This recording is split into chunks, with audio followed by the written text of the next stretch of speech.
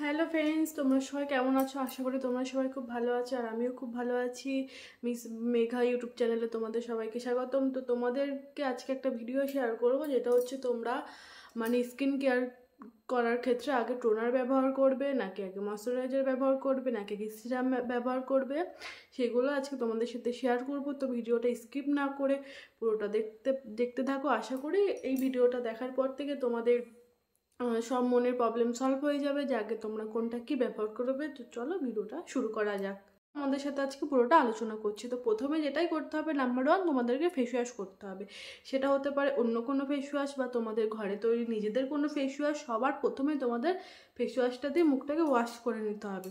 তো তারপরে যেই ভুলটা অনেকেই করে যে আগে ময়শ্চারাইজারটা ইউজ করে, তো আগে কখনোই ময়শ্চারাইজারটা ইউজ করবে না। ময়শ্চারাইজারটা ইউজ করার আগে তোমরা যেটা করবে সেটা হচ্ছে একটা টোনার ইউজ করবে।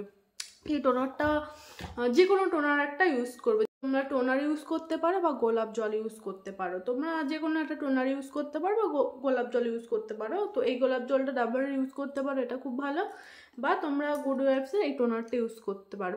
তো সবার প্রথমে যেটা করতে হবে সেটা তোমাকে টোনারটা ইউজ করে নিতে হবে। তো চলো সবার প্রথমে টোনারটা ইউজ করছি।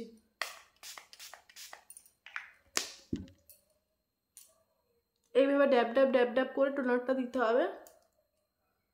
তো তোমরা গোলাপ জলও দিতে পারো বা টোনারও ইউজ করতে পারো। প্রথমে টোনারটা দিয়ে এভাবে ড্যাব ড্যাব করে নেবে।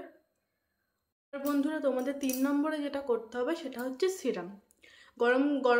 গরমকালের ক্ষেত্রে অয়েলি স্কিন যাদের, তারা ইউজ করবে ওয়াটার বেস সিরাম। আর যাদের ডাই স্কিন বা নর্মাল স্কিন তারা ইউজ করবে ক্রিম বেস বা নর্মাল যদি হোমমেড কোনো সিরাম থাকে তো সেটা ইউজ করবে।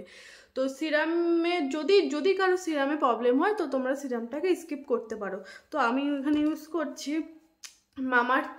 মামাআর্থের ভিটামিন সি সিরামটা। তোমার যদি সিরামে কারোর প্রবলেম হয় তো তোমরা সিরামটাকে স্কিপ করতে পারো। তো আমি এখানে সিরামটা নিয়ে নিচ্ছি।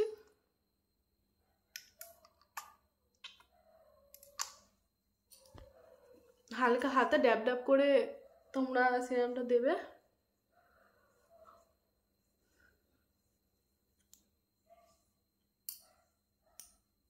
তোমরা যে কোনো সিরাম ইউজ করতে পারো বা হোমমেড যদি কোনো সিরাম থাকে তোমরা সেটা ইউজ করতে পারো।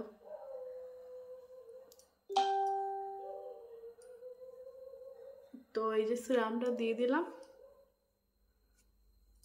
নাম্বার 4-এ তোমরা যেটা ইউজ করবে সেটা হচ্ছে কোনো ক্রিম বা ময়শ্চারাইজার। তো তোমাদের একবার মনে করে বলে দিই, প্রথমে কিন্তু নাম্বার 1 ফেস ওয়াশ। ফেস ওয়াশের পর তোমরা ইউজ করবে টোনার। টোনারের পর তোমরা ইউজ করবে সিরাম। সিরামের পর তোমরা ইউজ করবে ময়শ্চারাইজার। তো তোমাদের কাছে যে কোনো ময়শ্চারাইজার বা ঘরে যদি কোনো ময়শ্চারাইজার থাকে তোমরা সেটা ইউজ করতে পারো। তো আমি এখানে ইউজ করছি পন্সের একটি ময়শ্চারাইজার। তো চলো, টোনারের পর সিরাম, সিরামের পর ময়শ্চারাইজার। তো ময়শ্চারাইজারটা আমি হালকা করে ড্যাব ড্যাব করে মুখে অ্যাপ্লাই করব।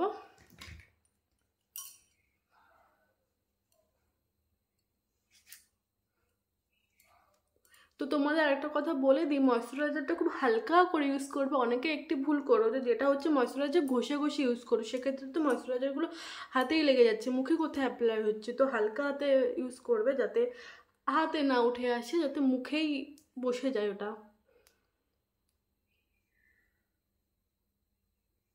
তো হালকা হাতে ঘষে ঘষে হালকা হাতে ইউজ করবে।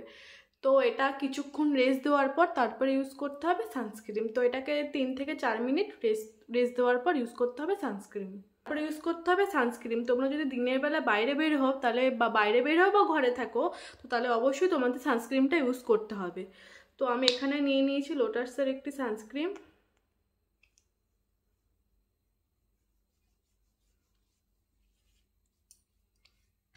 তোমাদের অবশ্যই সানস্ক্রিনটা ইউজ করতে হবে।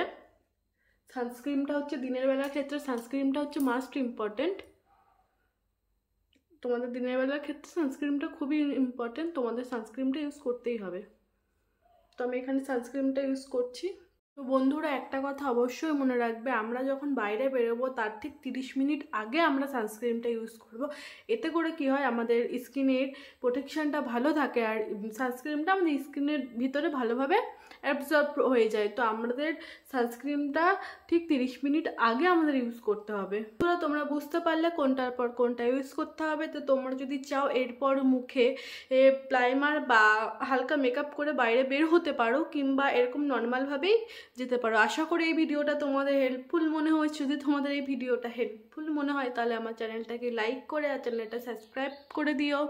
পাশে থাকা বেল বাটনটিকেও ক্লিক করে দিও। যদি তোমাদের এই সম্পর্কের কোনো কোশ্চেন থেকে থাকে তোমরা অবশ্যই আমাকে করতে পারো, আমি রিপ্লাই করবো। টাটা বন্ধুরা, তোমরা সবাই ভালো থেকো, সুস্থ থেকো। দেখা হচ্ছে নেক্সট কোনো ভিডিওতে।